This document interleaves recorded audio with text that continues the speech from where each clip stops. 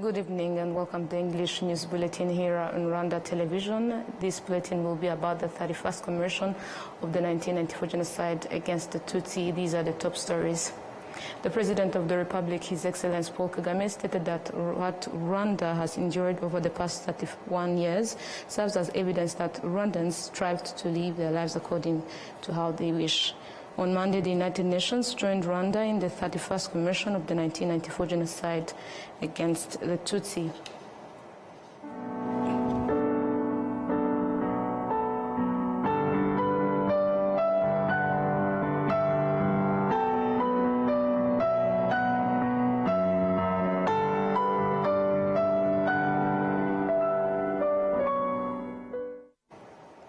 Now, welcome to English News Edition in details. My name is Olive Nete. Now straight to the news in details. During the ceremony marking the beginning of the 31st commemoration of the genocide against the Tutsi, President Paul Kagame stated that Rwandans will no longer accept to die without fighting. He encouraged Rwandans to rise and fight for their rights, including the right to live. Venera Gladys has more on this. The ceremony began by honoring more than 250,000 Tutsi victims who are buried at the Kigali Genocide Memorial in Gisozi, Kigali City. His Excellency Paul Kagame, together with the First Lady Jeanette Kagame, lit a flame of remembrance that will burn for 100 days from April to July, symbolizing the duration of the genocide against the Tutsi in 1994.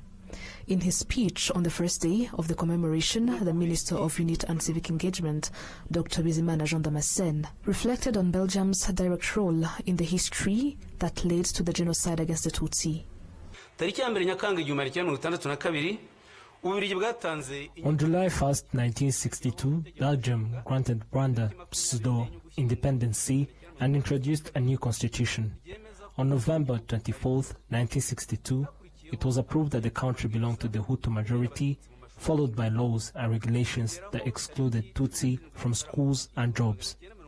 This led to the January 17, 1967, letter from Foreign Minister Lazaro Makaniye, authorized by President Kayibanda, instructing embassies and international organizations operating in Rwanda not to hire Tutsi.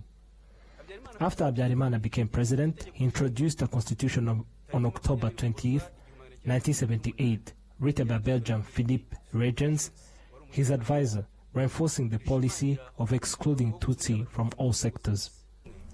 Dr. Bizimana also pointed out that Belgium, which had peacekeeping forces in Rwanda, abandoned the Tutsi who sought refuge, clearly showing the outcome of the harmful policies they had instilled in Rwanda.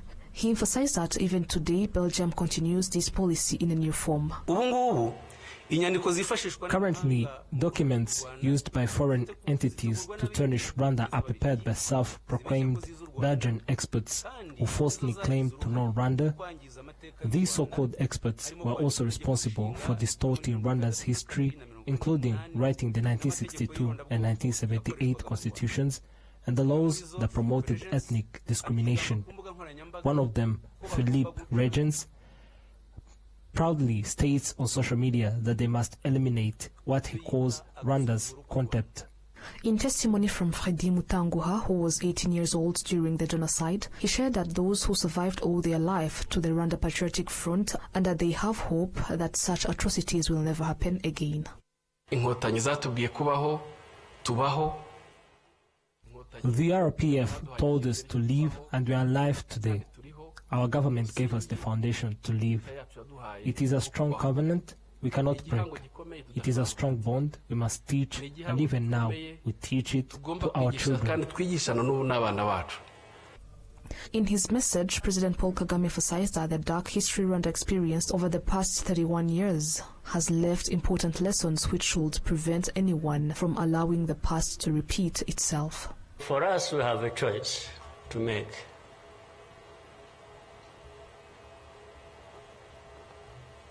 You are either crushed in between and you stop existing, or you stand up and fight.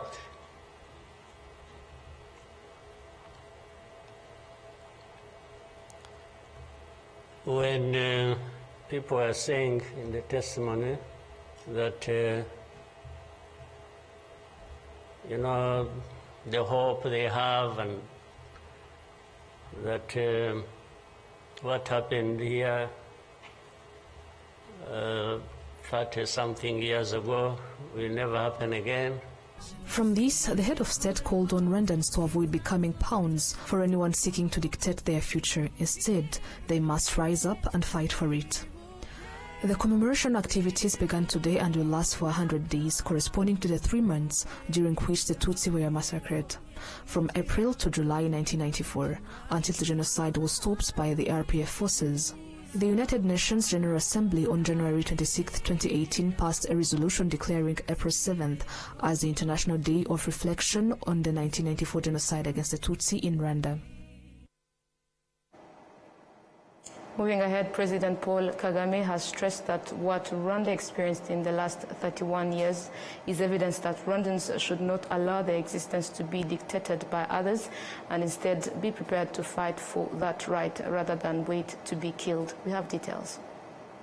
Anything like that would ever happen again? During the commemoration ceremony, President Paul Kagame emphasized that in today's world, falsehood often takes center stage while truth is cast aside. He reflected on Rwanda's journey of survival after the genocide against the Tutsi, describing it as a profound challenge, one that involved reconciling the darkness of the past with the cruel realities of the present. His Excellency Paul Kagame pointed out that the hope expressed by genocide survivors is not built on the goodwill of those who once sought to kill them, but rather on the firm conviction that such atrocities will never be allowed to happen again. Don't you owe your life to anybody else. And please have the courage to deal with the situation and moment as it is. Don't offend anybody, but always fight for what is yours. Don't allow anybody else to dictate to you how you should live your life, because the moment you accept it, that is the day you have lost your life. How can people accept that? How can people not stand up and fight? Because anyway, well, there is a risk you may die when you stand up to fight. But if you don't, it's a sure thing you're going to die.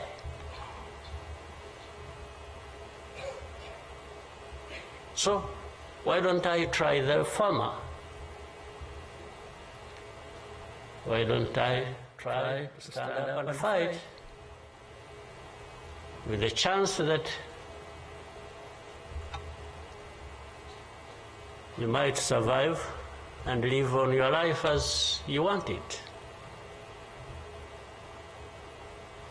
instead of giving up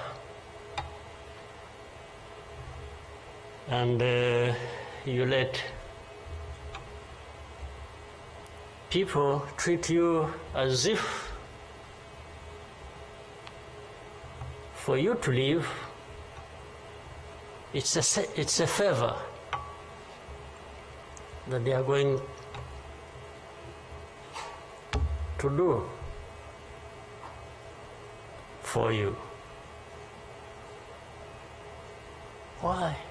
Addressing the issue in the Eastern Democratic Republic of Congo, the head of state expressed disappointment that powerful nations have chosen to turn away from the truth, abandoning the real problem and instead reducing it to a matter of mineral resources.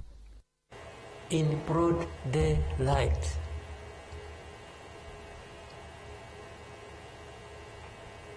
hate speech, killings of people for their identity, uprooting them from their homes, and most of them are refugees here in this country. But ask yourselves, how did these people end up being across the border of Rwanda? Was it really done by Kagame? Was it done by Rwanda? So the whole thing about genocide, this ideology that has killed millions of people, has been turned into a problem of minerals.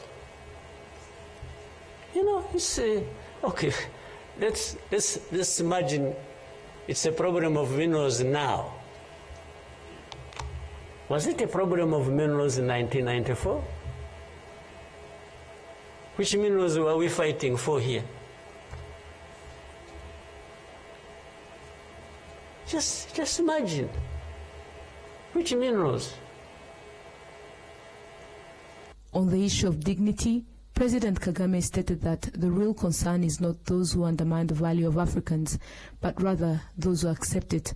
He added the situation becomes even more troubling when some leaders on the continent choose to enrich themselves while the people they lead remain trapped in deep poverty. The head of state also dismissed warnings from the so-called UN experts and powerful countries that threaten Rwanda with sanctions. So these people who are there to the UN, they are there to these Western capitals, they are everywhere, they are just saying, Rwanda. This small country, this Rwanda.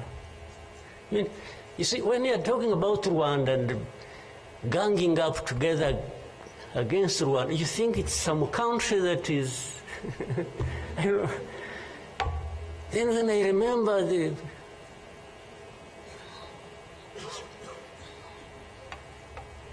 facts about it, I just imagine the world has gone amok.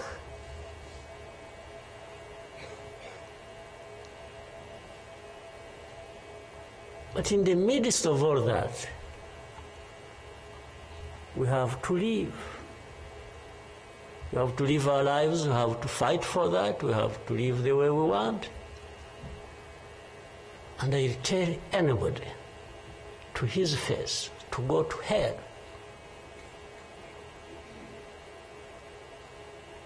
If anyone comes around and thinks they can, you know, they come and say, hey, we're going to sanction you. To what? Go to hell. Just go to hell.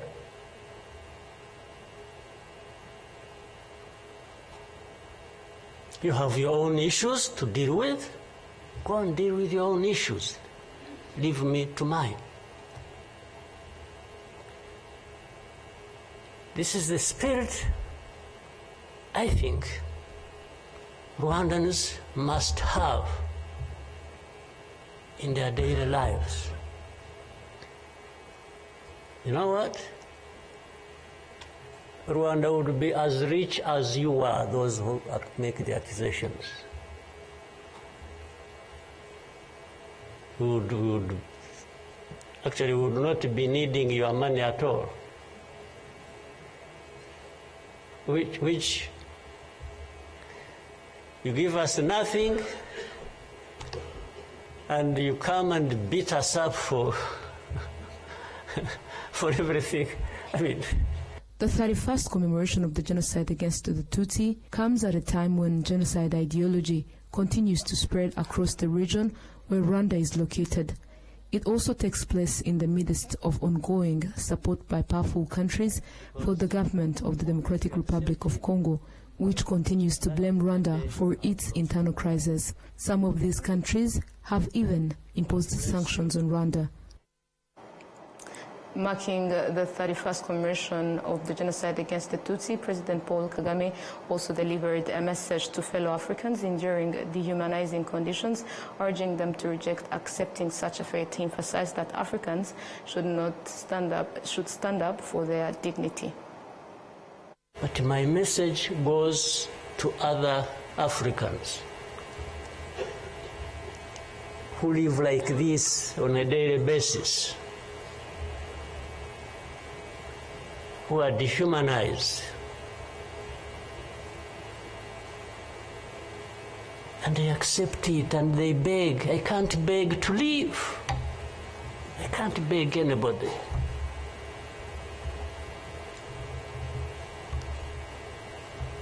We will fight. And if I lose, I lose. But there is a chance. There is a chance, a significant chance, that if you stand up and fight, you will live. And you will have lived a dignified life that you deserve, that anybody else deserves. The head of state further expressed profound concern over a long-standing issue that has affected both Rwandans and Africans for centuries, which is the mentality of those who passively accept mistreatment. My worry is not about how powerful these people are that come down upon us and throw anything at us. I'm never worried about that. I worry about one thing,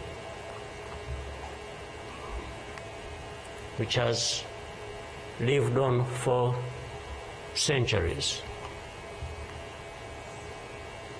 It's for Rwandans.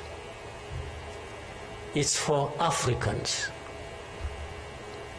who sit back and find nothing wrong with accepting to be treated like that. That's my only worry. When can Rwandans, when can Africans refuse to be mistreated like this? To be told they have no value, to be told that their lives have to be lived as a result of a favor they are being done by somebody else. What a shame for people to accept that even for a moment. You must not accept it. You must get up and fight for yourself. Moving ahead, still on this Monday, the United Nations joined Rwanda in the 31st commemoration of the 1994 genocide against the Tutsi. In his message, the United Nations Secretary General Antonio Guterres urged the people to strengthen their efforts to prevent the spread of hate speech and divisive rhetoric, which continue to be spread through various digital platforms. The 31st commemoration of the genocide against the Tutsi at the United Nations level took place in Nairobi, Kenya, at its general office. The event was attended by various UN staff, ambassadors representing their countries, and friends of Rwanda in general. Rwanda's ambassador to Kenya, Martin Goga, emphasized that the commemoration holds great significance. This commemoration carries a deeper meaning than simply remembering the past. It serves as a powerful reminder that we must confront hatred, discrimination, and division wherever it may arise. Genocide is not an isolated event, but a consequence of a society that has allowed prejudice and intolerance to take root.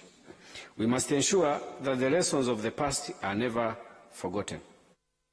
Director General of the United Nations Office at Nairobi, Zainab Bangura, delivered the message from the United Nations Secretary General Antonio Guterres to the world. These are days of division. The narrative of us versus them is ascendant, polarizing societies.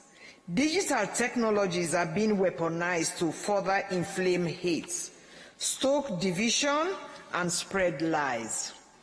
We must learn from the terrible history of the genocide in Rwanda and act to stem the tide of hate speech, stop disunity and discontent mutating into violence, uphold human rights, and ensure accountability.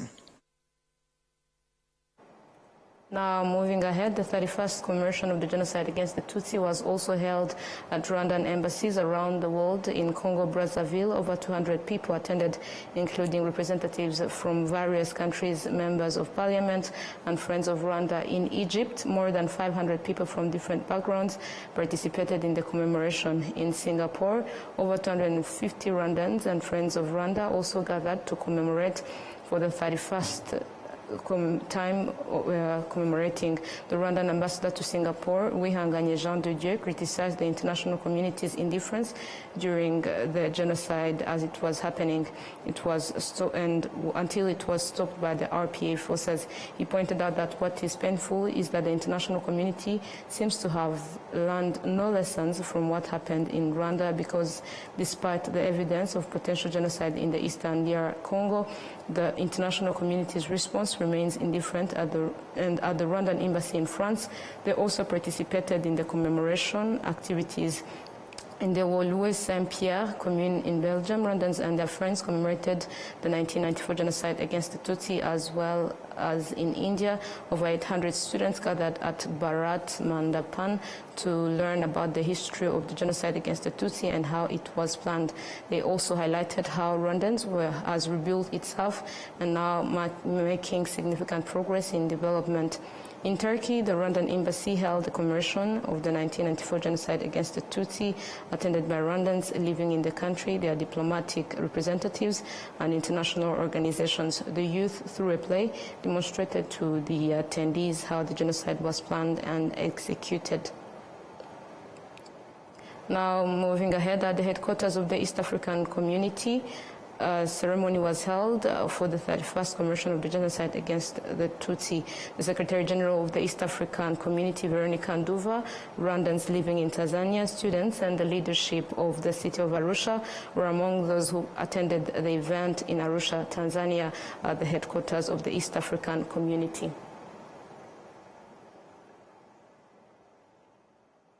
And the staff member of the Rwandan embassy in Tanzania, Wimana Lewis, emphasized the importance of international organization putting efforts into preventing the genocide ideology. The African Union also joined Rwanda in the 31st commemoration of the genocide against the Tutsi.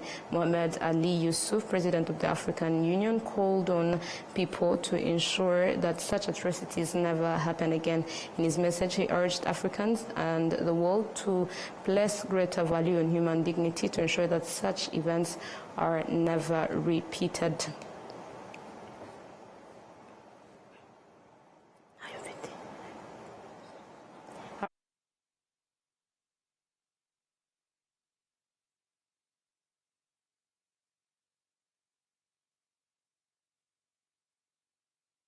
Rwandan contingents in UN peacekeeping missions in South Sudan and Central African Republic, along with Rwandan community and Friends of Rwanda, commemorated the 31st commemoration of the 1994 genocide against the Tutsi in Rwanda. The commemoration was marked by a walk to remember, a moment of silence, and lighting of flame in remembrance of over 1 million lives lost during the genocide. In the Republic of South Sudan, the commemoration was held at the UNMISS Rwandan Bat 3 base camp, the Rupi in Central Equatorial State in the outskirts of Juba City. Participants included South Sudan government officials, the UN military component, UN agencies, officials, Rwandan community, and peacekeepers. The chairman of the Rwandan community in South Sudan and guest of honor, Mr. William Gaunziza, said that his remarks that Rwanda has undergone a remarkable transformation since 1994, transitioning from horrors of the genocide to become a beacon of hope and resilience. He added that the country achieved significant strides in reconciliation, reconstruction, and socio-economic development through visionary leadership and collective efforts. He stressed that Rwanda's journey of unity and peace serves as a testament to the resilience of its people and the power of forgiveness and reconciliation. He also regretted that the international community failed to intervene while Rwandans were in dire need of protection, and called on the world to never let such atrocities happen again. A separate commemoration was also organized by Rwanda community and peacekeepers in Malakal, Tarit, Yombio, Kojok, Bentiu, Bor, and Rumbek in South Sudan. In Central African Republic, the Rwandan peacekeepers, Rwanda Battle Group 6 and Level 2 Hospital in Bria, and Rwandan Battle 2 in Bosembele, serving under the United Nations Multi-Dimensional Integrated Stabilization Mission in the Central African Republic, also along with UN staff, local authorities, and the local community, marked the 31st commemoration of the 1994 genocide against the Tutsi at events held in Bria and Bosembele base camps. Sous-Préfet Madame Nakomana Beatrice and the Mayor of Bosembele, as well as local security commanders, were present. Colonel Jean de la Croix Baziruiha, Deputy Commander of Sector East, highlighted the hard-earned lessons from Rwanda's path of recovery, reconciliation, and resilience. He reminded attendees that the genocide against the Tutsi in 1994 was not an accident of history, but a prepared campaign made possible by divisive ideology and poor leadership. Lieutenant Colonel Ndanyuzwe Muzindutsi, the contingent commander of Rwandan BAT 2 in Bosembele, highlighted the systematic planning and execution of genocide against the Tutsi in Rwanda by the BAT leadership. He reminded the contingent of their duty to uphold peace in their area of responsibilities. The commemoration not only honors the lives lost in the 1994 genocide against the Tutsi, but also stresses Rwanda's unwavering commitment to genocide prevention and promoting unity and peace both at home and across the globe through peacekeeping missions. There are also those who shared messages on the X account. We'll start with the Secretary General of the International Organization of Black Francophonie, Louise Mushikiwabo. She shared her message in solidarity with Rwandans on the 31st commemoration of the genocide against the Tutsi, stating that there is a lot to say at this time, but let us remember as we ourselves and not let anything distract us, because even those who left us back then did not know that we were seeds. Let us reinforce the hope for life. There is also Ms. Amina J. Mohamed, who is the Deputy Secretary General of the United Nations, and she said, today we reflect on the genocide against the Tutsi in 1994 in Rwanda. In solidarity with survivors, we honor all those who lost their lives and carry their stories as a reminder of our duty to prevent such atrocities always. There's also Ariel Kayavaga, who is a leader of the government in the House of Commons and Minister of the Democratic Institutions. She also expressed that the phrase "never again" should be put into action. She said, today marks the 31st commemoration of the genocide against the Tutsi. I join in solidarity with the survivors in remembering and our commitment to a world where never again is not just a statement, but a reality. Finally, there is also Dr. Ron Adam, former Israeli ambassador to Rwanda. He said, I was honored to take part and represent the Friends of Rwanda in the Kwibuka ceremony, which took place today in Tel Aviv. I ended my speech with the Rwandan proverb, which I appreciate so much, which is Intore ntiganya ishaka ibisubizo. And that brings us to the end of tonight's bulletin. But before we leave, a reminder of the stories that made this edition. President Paul Kagame has stressed that what Rwanda has experienced in the last 31 years is evidence that Rwandans should not allow their existence to be dictated by others, but instead to be prepared to fight for that right rather than waiting to be killed. On Monday, the United Nations joined Rwanda in the 31st commemoration of the 1994 genocide against the Tutsi.